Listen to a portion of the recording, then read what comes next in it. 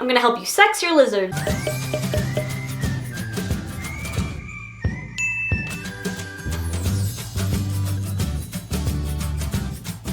Hi everyone, my name's Taylor, you're watching Pets in a Pod, and today I want to help you sex your reptiles.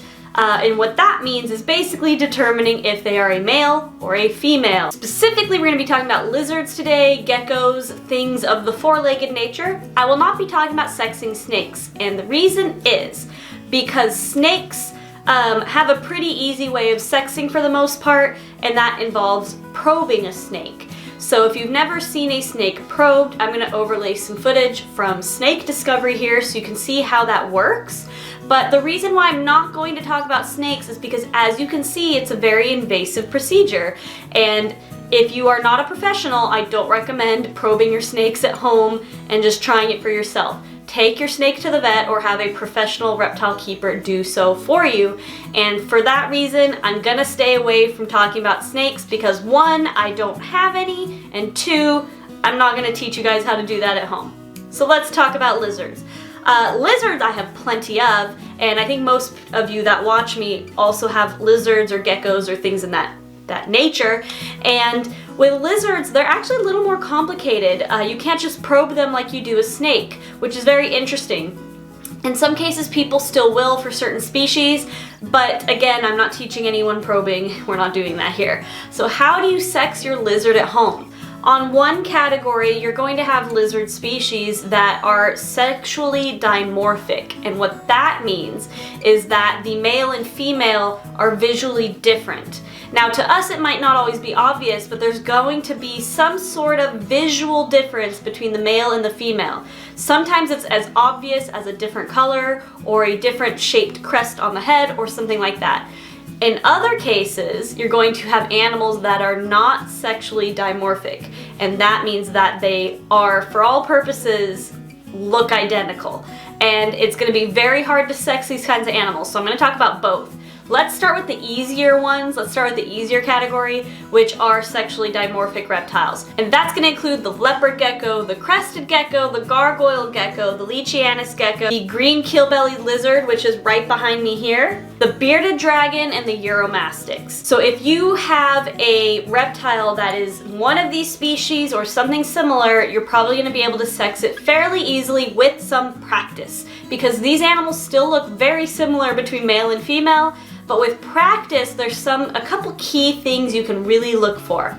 So for all of these animals, the two main things that you're gonna look for, it's gonna be in the vent area, or basically the genital opening area of the animal. So for all of these, it's gonna be near the base of the tail, between the legs and the base of the tail. So let's start with the picture. Let me just show you what I'm talking about. So this is a comparison of a male to female leopard gecko. The major difference between these two, what you're going to look for, the two main things, is you're going to look for the bulge, as it's mostly known as, or the femoral pores. So the bulge is sometimes easiest if you have an adult animal. If your animal is an adult and fully mature, sometimes even very sexually mature, they're going to have a bulge at the base of their tail, and this bulge is either going to be basically where they're storing their hemipenes, which are reptile penises, and or testicles. So their reproductive genitals are going to be stored somewhere around the vent area, and if it's a male, it's going to create a bulge. It's going to create kind of a bubbly type thing at the base of the tail. So you're seeing that here with the leopard gecko, just barely on the male, but in the female, she's going to be fairly flat. Females are all smooth down in the vent region. So that's one main way you can tell, but this doesn't work well if you have a young animal, a baby animal, and sometimes males don't mature very well and they won't show that.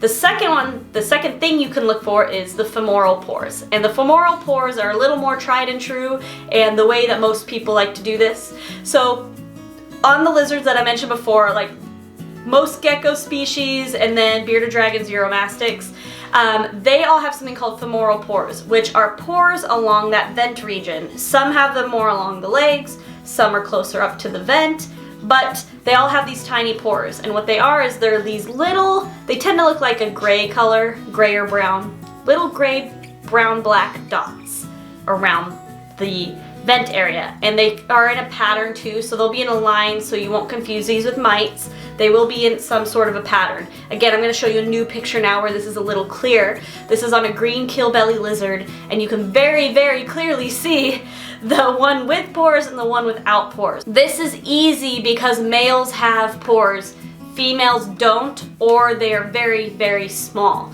So if you have an animal and you check out the vent area and you see these clear dots lining somewhere along the legs, like I said, here's another picture, you're going to know that that's a male. And so sometimes this takes some grabbing of your animals, you know, picking them up and checking underneath, and they don't like that, but it is a little more accurate than looking for a bulge because males will still have the pores even if they don't have the bulge. Babies do also start to develop pores earlier on in age, and so if you have a baby, you'll be able to determine whether it's male or female sooner. Now there is a second way that I've only seen used on bearded dragons and uromastyx, and I haven't tried it on any other animals, but I know for these two this is a third way you can also test, and that is taking a flashlight to the base of the tail like this picture, and when you look through you could see through the animal. If it's a male, it's going to have two balloon-shaped things on the sides. Those are the hemipenes or the testicles, depending on the animal. And if there's nothing and it's just kind of blank in there, then it's a female. So flashlight method is also one that you can try if you have a bearded dragon at home. I know they're very common pets, so that might be an option for you. Okay, now what about some of the other pets that I said that are not sexually dimorphic, and they're going to be very extremely hard to tell apart. These are going to be your skinks, your monitors, and on some occasions things like chameleons. These three categories of animals, chameleons though, it depends on the species, but monitors and skinks, very hard to tell apart. So what do? You honestly, the best method would to be getting like an x-ray. Take it to your vet and get an x-ray of the genital region, and with the x-ray you might be able to see their, you know, reproductive tract, eggs, ovaries, peni, something in the body of the animal. But x-rays are expensive and not everybody has the ability to pay for an x-ray or get an x-ray. So how do you do it? This is not going to be as accurate as looking for femoral pores, but it at least gives you a little help. So we're going to focus on blue-tongued skinks today because I have a blue-tongued skink. So stepping aside and looking at this picture again, for blue-tongued skinks, you really can look at the head shape and size, the body shape and size, and the tail shape and size, because all three together create a distinct male or female look.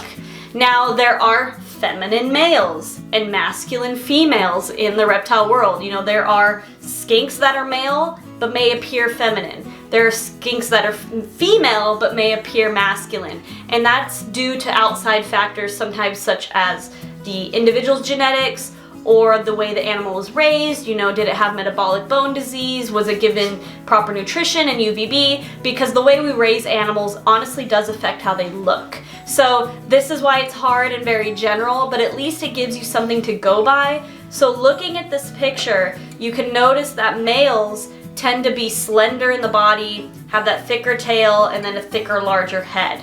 Again, this is not true for every male or female, but it gives you an idea. And monitors are the same way. Monitors, you're looking at the head shape, the body shape, how long the tail is, how big the overall animal is. And in some cases it just comes down to looking at behavior during breeding season, because skinks will also release sperm plugs on occasion, males. Basically, they build up sperm and they have to release it, and you'll end up with semen in your enclosure. And now you know you have a male, but not all males do this. And so it just kind of, you have to take a combination of things to really realize, is your animal male or female? With these non-dimorphic animals, when you can't tell them apart, you're gonna just have to kind of look at the overall shape of the body, and then breeding season, you know, does it lay eggs? Does it have sperm release? Or you could always try and pair it with another animal and see how it does. Again, this is not actually completely accurate because there are males that will mount other males or females that mount other females, but it will help give you an idea of if your animal is a male or female if you pair it with another. I'm sorry I can't do more for you. Like I said, x-rays are more accurate, and taking it to your reptile expert, usually someone who owns like a reptile store or is a breeder, who would know a little more about these things, could really help you, especially for your individual species, because every animal's different and it's hard to explain every single thing in one video. But But I hope this helped. I hope this made sense for you.